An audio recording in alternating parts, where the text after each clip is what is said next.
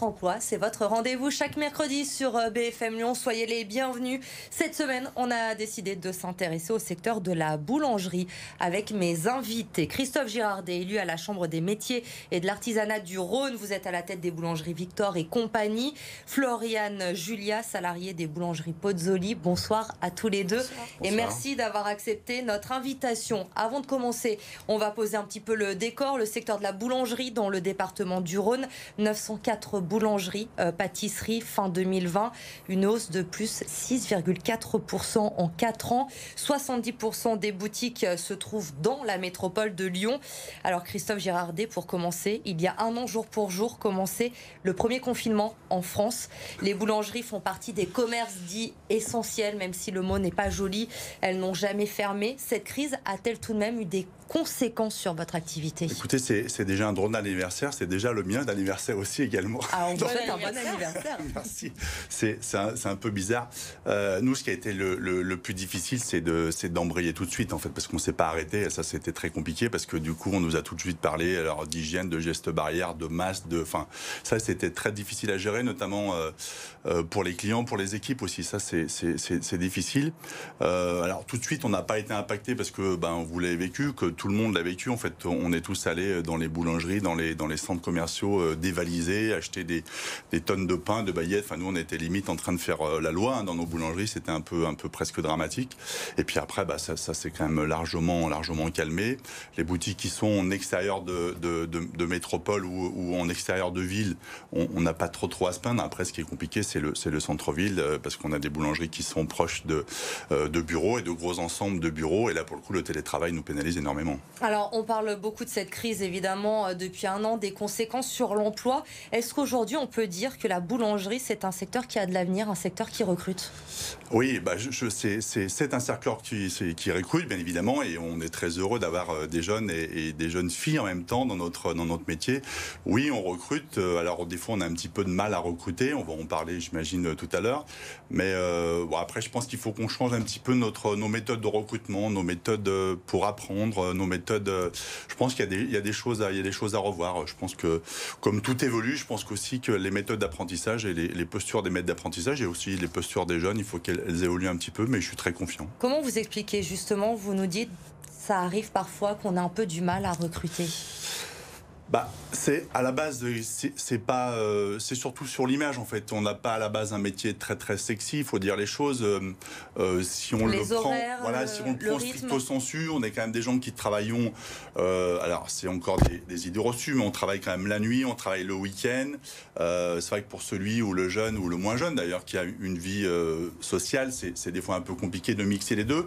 Mais je pense qu'il faut qu'on travaille là-dessus et je pense que si on veut, à mon avis, embaucher plus et avoir du personnel de qualité et qualifié, je pense qu'il faut qu'on travaille là-dessus. Mais je suis pas inquiet, la boulangerie a un bel avenir. Aujourd'hui, il y a combien de postes, par exemple, qui sont disponibles dans le département? Alors, vous parliez de 9000 en France. Sur le département du Rhône, on est plutôt autour de 204 personnes. En fait, en 2020, c'est les chiffres qu'on a et on n'arrive pas à trouver du personnel, clairement. Floriane, vous avez 23 ans. Vous, on parlait à l'instant avec Christophe de l'image peut-être un peu négative des fois que peut avoir ce métier, cette profession.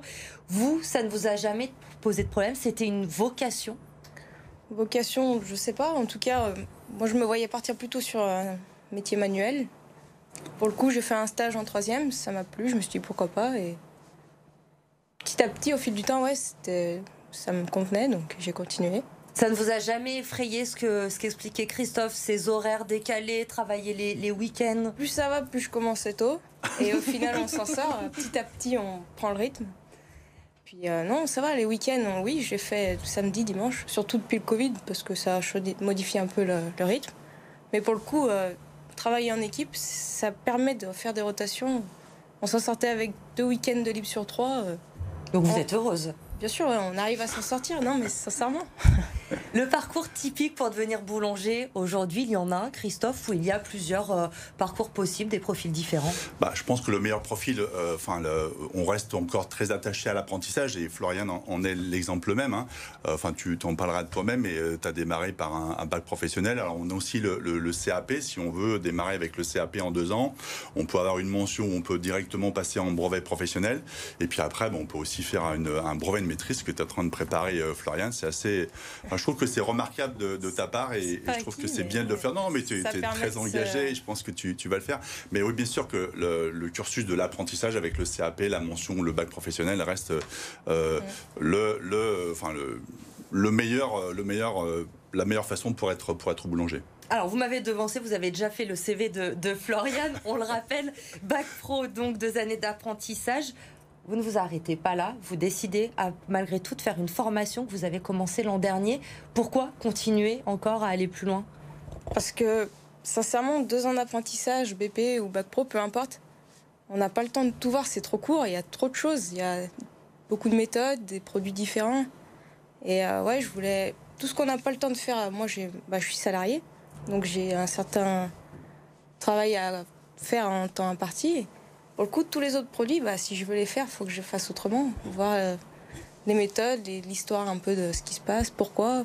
Et en fait, c'est intéressant. Se diversifier, tout connaître un peu du métier pour qu'il y ait plus tout connaître, je pourrais dire ça dans 25 ans.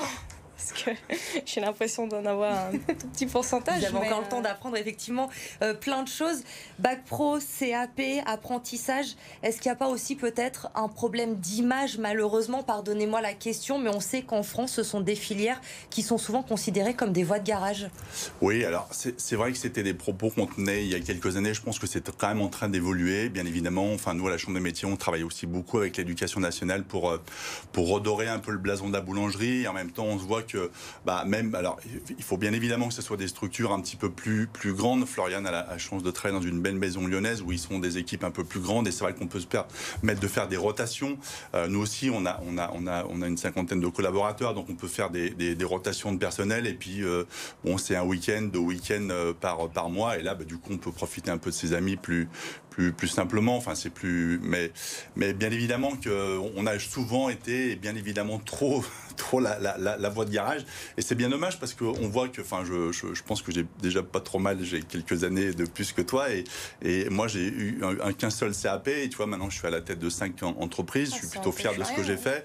Et ça reste, un superbe ascenseur social, la boulangerie. C'est un parcours, justement, Florian, qui vous inspire. Vous le disiez, vous êtes salarié aujourd'hui. Avoir votre propre boutique dans quelques années, c'est un rêve? Pourquoi pas, ouais. Après, faut pas avoir peur de se lancer. Et puis, on verra, ouais. Vous avez l'impression que c'est compliqué, que c'est risqué aujourd'hui de se lancer à son compte?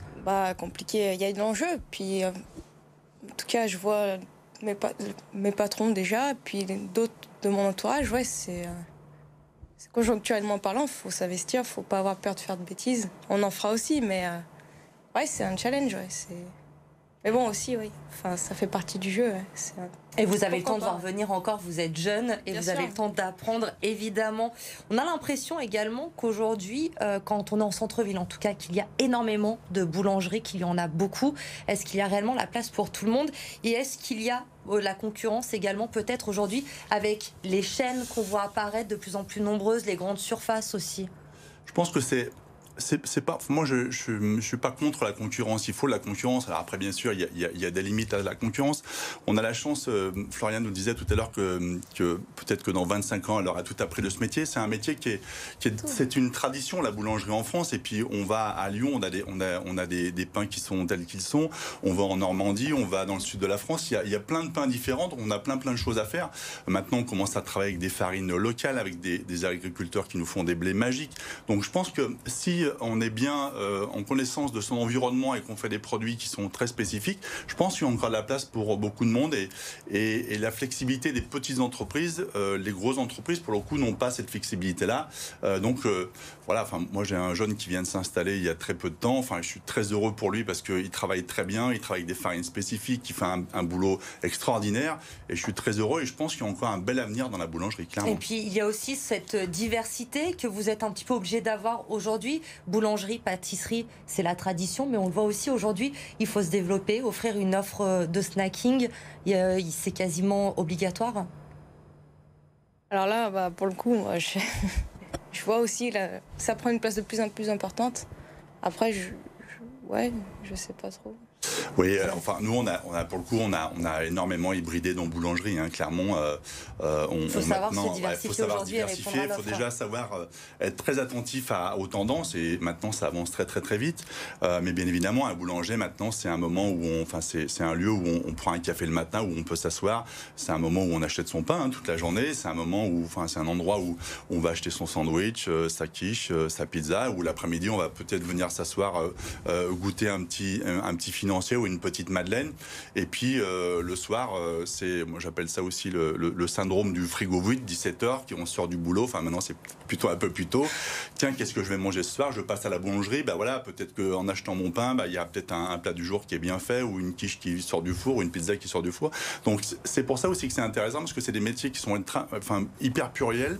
Les boulangeries sont très hybrides et on peut y trouver beaucoup de choses. Est-ce que c'est compliqué, Floriane, quand on est une femme, de s'imposer dans ce monde-là? C'est peut-être très cliché, mais on a l'image du boulanger derrière son four et de la femme qui vend en boutique, pas forcément l'inverse. Oui, tout à fait. Après, petit à petit, on arrive à se faire sa place. Et puis, vous avez été acceptée sans problème, vous? Bah, j'ai été intégrée, oui. Au fil du temps, c'est les compétences qui sont mises en avant. Après, première difficulté, c'est si tu dois donner une consigne à quelqu'un déjà plus âgé, là, ça pique un peu. Et puis, il faut faire ses preuves au quotidien. Ouais. Mais bon, après, j'ai été largement... Et on vous sent en tout cas épanoui dans votre travail et complètement comblé. Je voudrais vous montrer justement, pour rester dans ce domaine, la boulangerie, on l'a dit, qui recrute. Eh bien, il y a des offres d'emploi disponibles en ce moment dans notre région. Si vous êtes intéressé, regardez, avec notamment une vendeuse ou un vendeur recherché à Meyzieux, un boulanger également du côté de Bron, des annonces que vous pouvez retrouver sur le site de Pôle emploi. N'hésitez pas. Merci à tous les deux en tout cas d'avoir été avec nous ce soir. Vous restez avec nous. L'info se poursuit sur BFM Lyon. Très bonne soirée.